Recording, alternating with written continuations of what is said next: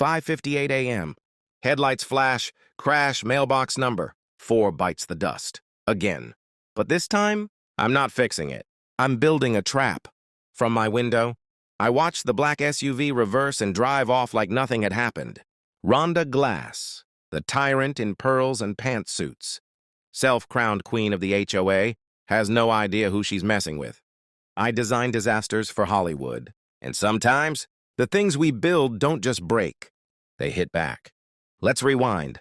3 months ago, I moved into my late grandparents' house on Willowbrook Court. Picture perfect.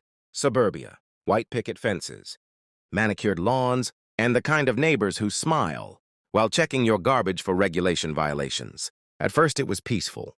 I worked from my garage, building props, rigs, and mechanical effects for movie studios, enjoying the silence. Then Rhonda showed up. The first mailbox incident? Monday morning, early September. Metal scraping concrete woke me. I made it to the window just in time to see a black SUV disappearing around the corner. My brand new mailbox? Twisted on the ground like a crumpled soda can. I chalked it up to a careless driver. Replaced it. No big deal. Rhonda knocked on my door exactly 30 minutes after I finished installing the new one. She wore a shiny gold HOA, president badge like a sheriff's star, and had a man with a clipboard. Derek Moss, vice president. With a rehearsed expression of concern, she said, "Oh my goodness, Caleb. I heard about your mailbox. Such a terrible accident. We've never had anything like this happen before. Very unusual." She asked about my work schedule, my visitors, if I planned renovations, just making sure new residents fall in line, she said with a smile that didn't touch her eyes. 2 weeks later, it happened again. Same time, same angle, same destruction. I began to suspect a pattern, but gave the benefit of the doubt. I installed another mailbox and added a small street-facing security camera. Rhonda's next visit was less sympathetic. She questioned the legality of my camera.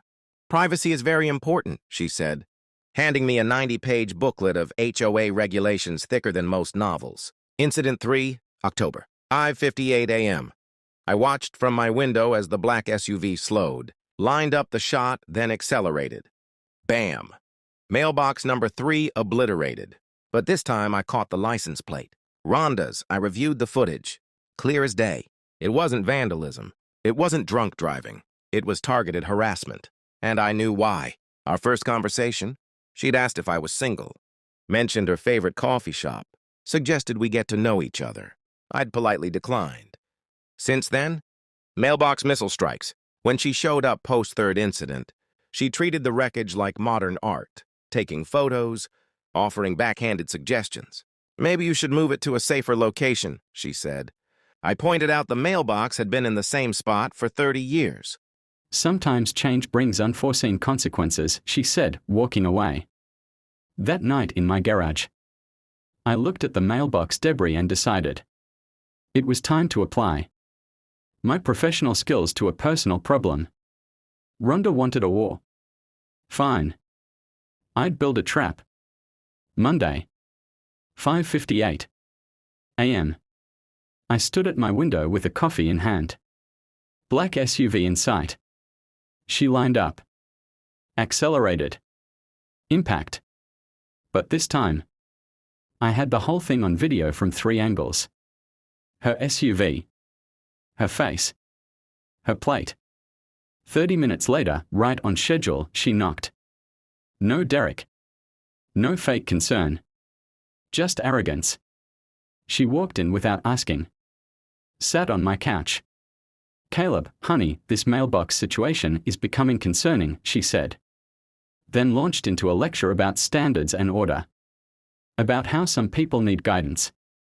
She asked about my business. Deliveries. Permits.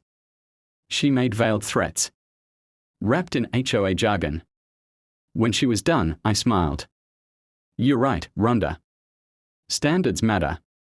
People should get exactly what they deserve." She left. I got to work. Next came the violations.